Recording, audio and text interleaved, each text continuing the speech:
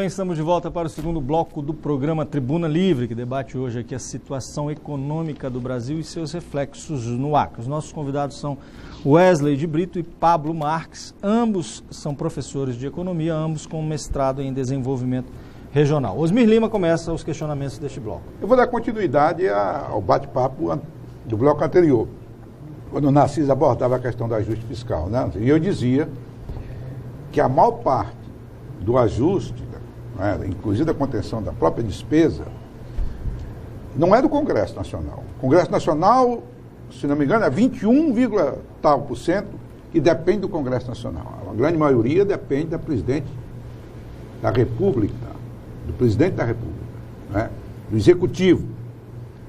Agora, o governo só pode mexer em 4% desse orçamento quase, depois podemos fazer essas contas aí. Só no salário mínimo tem um crescimento, porque o crescimento de algumas contas públicas é como uma unha. É como uma unha. Cresce naturalmente, né? Sem você precisar. Vegetativamente. Só do salário mínimo, com esses acima da inflação, esse reajuste, vai para mais de 9%. Então, esse é o impasse. Se o governo não fizer a sua parte, é difícil. É isso que eu queria ouvir de vocês dois aí. Olha, essa parte, quando você falou sobre questão de confiança, adicionou a confiança. Por quê? Você imagina só, o empresário, ele demorou anos para acumular o seu dinheiro, né? E ele poderia muito bem deixar ele no banco e ganhar juros em cima disso. E ele resolve não, eu vou montar alguma coisa, vou gerar emprego, eu vou fazer um giro aí de dinheiro nesse mercado. Só que ele não sabe o que vai acontecer no mês seguinte. Então, assim, cabe ao governo criar esse ambiente de segurança. Né? O empresário tem que se sentir confiante de que aquilo vai dar certo. Então, de repente, uma política feita agora, a desoneração da folha de pagamento, vai ser um aumento no salário, muito bom para quem está trabalhando, mas para quem paga é muito ruim, né? Aumentos e outros aumentos que a gente ainda vai ver aí pela frente. Então, o cara ele vai simplesmente pegar o dinheiro dele, vai fazer essa movimentação e ele não sabe muito bem o que vai acontecer no que vem. Porque para um empresário, pelo menos que faça um planejamento, ele precisa criar um organograma no que ele vai fazer no ano fiscal dele. Só que como é que ele vai fazer se ele não sabe do outro ano? Então eu digo que eles são muito corajosos em estar fazendo isso. Deixa o dinheiro guardado lá, né? Aí, os corajosos vão lá e fazem, mas a maioria então deixa guardar. Ou então aplica em países de maior confiabilidade. Eu nem chego a tanto, assim, eu falo mais assim desse empresário, tanto local como nacional. Uhum. Professor Pablo, o aumento, o governo fala que precisa de mais recursos, o professor Wesley confirmou isso aqui, e por isso aumenta a carga tributária. Só que o aumento da carga tributária já acenou com o desemprego. A indústria tende a encolher a sua produção. O governo vai deixar de arrecadar, portanto, com a dispensa de funcionários, sobre o imposto de renda e também sobre os produtos que vão deixar de circular, já que vai haver menos mão de obra disponível. Mais mão de obra disponível, né? Menos pessoas trabalhando, produzindo. Isso não é uma faca de dois gumes? Não pode dar errado, então, esse pacote econômico? De poder pode, mas o Estado não tem como promover o investimento se ele não arrecadar, né? Vamos imaginar a construção de uma escola. A construção de uma escola ela não passa mais a ser considerada como uma despesa. Ela é um investimento, porque você vai construir um prédio, você vai contratar professores, você vai contratar zeladores, você vai contratar uma gama de profissionais para tocar aquela escola, né? E aí fica um custo de manutenção altíssimo. Como é que mantém uma escola? Com o recurso do governo. E de onde é que o governo arrecada? Com aumento de impostos. Isso é do lado do governo. Claro que do lado dos empresários, quando você aumenta imposto, o que é que você vai ter que fazer? Repassar aos consumidores. Né? Isso. E aí não tem outro jeito. Repassar aos consumidores o quê? O imposto que você recebeu. Porque o empresário, ele não vai pegar um imposto e vai internalizar aquele imposto na sua cota de lucro. De forma alguma. Ele vai querer aumentar. De que forma ele aumenta? Repassando para o consumidor. No final das contas, nós consumidores pagamos E nós aguentamos mais um aumento de impostos em cima, notadamente, da classe média, do trabalhador brasileiro ou de todos? Na verdade, nós não temos escolha, né, senhor Osmir? É a escolha de Sofia, tá certo, ele está correto. É a escolha de Sofia. Mas eu não aguento mais, 1/3 do meu salário vai para Doutor Pablo, Você sabe que nós estamos aqui fazendo com respeito à profissão de vocês, nós estamos fazendo um pouco de elucubrações, nós estamos elucubrando. Osmi, a nossa situação é de uma gravidade tal que nós estamos diante do quadro mais negro da nossa história. Uma perspectiva de inflação este ano que não será nunca inferior a 7,5%. Eu dei alguns dados. Nós estamos diante da certeza que teremos este ano de 2015 o PIB crescendo negativamente na faixa de 1%. Mas o governo estima em 0,8 positivo, tudo bem. Não. Esse 0,8 está na proposta orçamentária da LDO. Mas a realidade de hoje já aponta para menos 0,8%. Isso vai levar ao desemprego, que por sua vez leva o desempregado a recorrer ao seguro social, ao seguro-desemprego, que mudou a regra, que está já quebrando o FAT.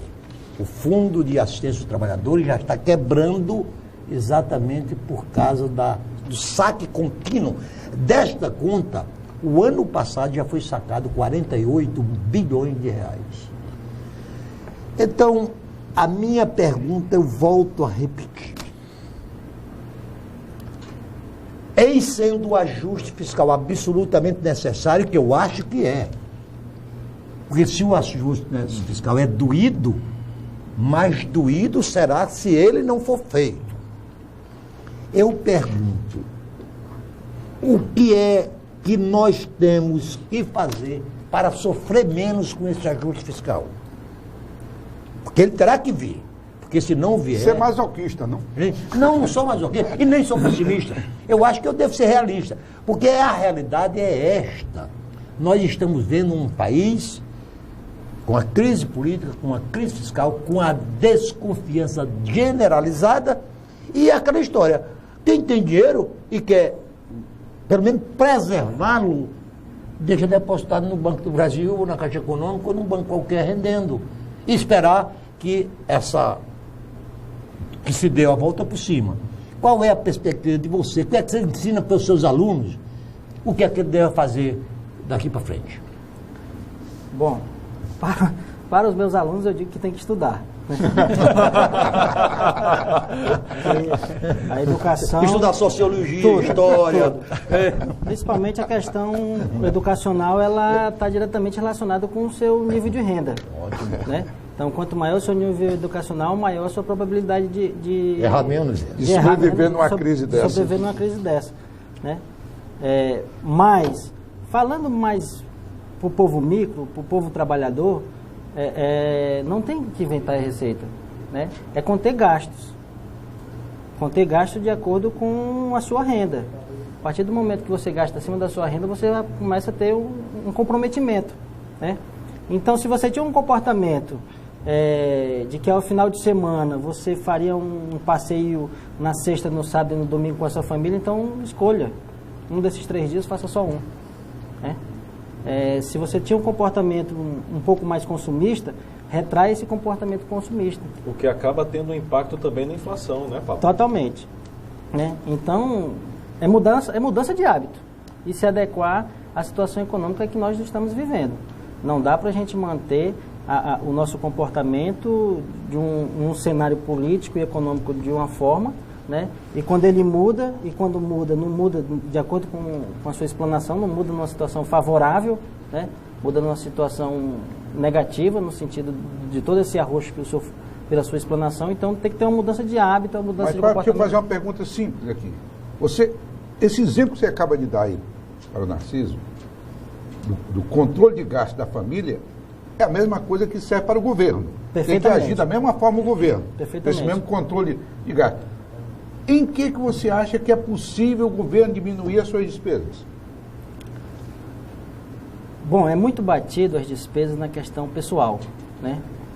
Tanto na esfera federal, estadual e municipal. E esse casamento da política com a economia é um casamento que vive em constante crise e discussões. discutindo um relacionamento quase que diário, né? A política e a economia. Para você se manter ao poder, você tem que fazer alguns acordos políticos. Algumas concessões. Com algumas concessões. E quando você ganha um processo político, né, você tem que atender os seus aliados.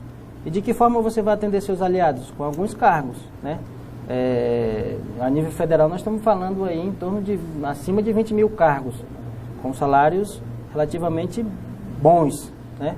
A níveis estaduais nós vamos falar aí acima de 1.000 cargos, né? E municipal não me falha a memória da quantidade de cargos, mas como é que você vai manter esse equilíbrio, que até o Narciso colocou anteriormente a questão do Congresso, né? Que devolveu a medida provisória e está nesse embate, essa queda de braço com o Poder Executivo. É complexo, senhor Osmir. Sim, sem dúvida. O senhor que já foi parlamentar sabe que... Ô, doutor Prado, deixa eu perguntar aqui uma coisa, doutor. Isso. Doutor Prado, é porque o professor universitário deve ganhar muito dinheiro, o salário é muito alto, né? Eu não, É bom uma piada assim, né? Nós, professores, somos Numa crise dessa é bom a gente rir. eu não fiz essa pergunta para... Então, muda os atos, muda os costumes, muda o lazer, muda tudo. Mas eu estou me reportando, doutor Pablo e doutor Hélio, há um pai de família que ganha um salário mínimo. Este cara, ele já fez todas as economias possíveis e imaginárias para viver. X para o aluguel, X para comprar roupa dos filhos, para pagar. Aí, vamos pegar um item do cotidiano dele. Ele, a mulher e 3 filhos. Ele só podia comprar 5 pãozinhos para o café da manhã. É muito. 5 pãozinhos, um para cada um. Um para cada. Então, se ele tivesse começar a fazer a economia a partir do café da manhã, em vez de 5 pãozinhos, ele tem que comprar 4 pãozinhos para 5 pessoas, é isso? Se ele não tiver de onde tirar, vai ter que ser isso, né? Ou 3. Ou 3. Agora não, que a gente vive numa situação econômica, apesar de todas as crises, tranquila, mas na antiguidade, né, por década de 80, quando a inflação batia os 1000% ao ano, né, esses 5 pãozinhos que comprava de manhã, não dava para comprar à tarde, não. É verdade, não tem isso também. Então você vai se adequando, não tem jeito. É verdade, isso é verdade. É verdade. Quer dizer, então, em síntese, o governo faz a conta e o povo paga. Sempre foi assim. Agora eu faço uma pergunta ao nosso professor Wesley. Qual você acha que os setores da economia que podem contribuir para atenuar essa crise? Professor Wesley, o senhor vai ter que responder essa pergunta no próximo bloco. Por favor, não saia daí.